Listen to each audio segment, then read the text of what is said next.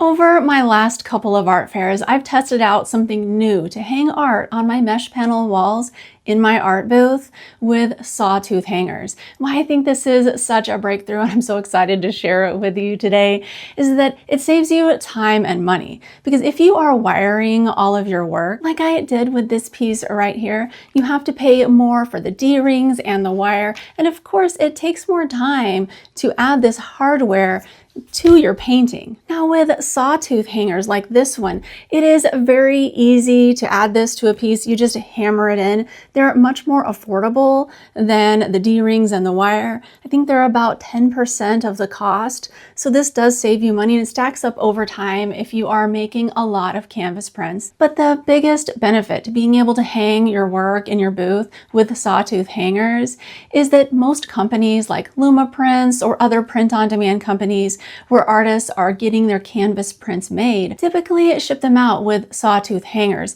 And often they don't even give the ability for an artist to have a wire added to the canvas. And if it is an option, it'll cost a couple dollars, even $5 more to add this on.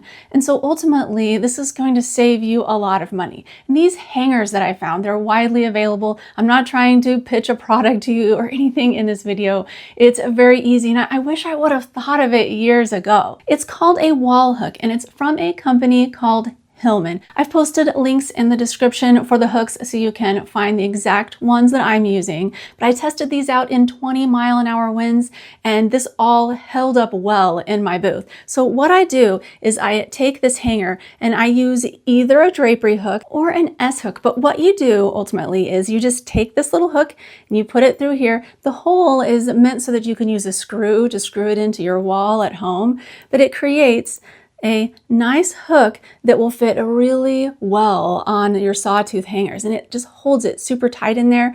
It works so amazingly.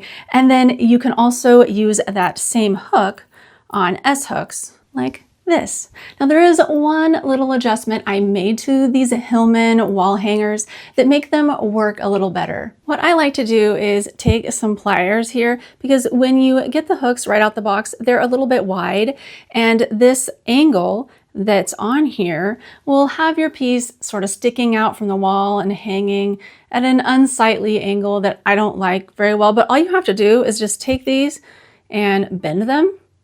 They're really easy to bend, and then they work perfectly to hang all your sawtooth hangered pieces. And if you're wondering why you can't just use an S hook or a drapery hook directly on the sawtooth hanger on your piece, is that some pieces, the sawtooth hanger is really tightly applied next to the frame or the canvas stretcher bars. And so the S hooks typically won't go through there and hold it correctly.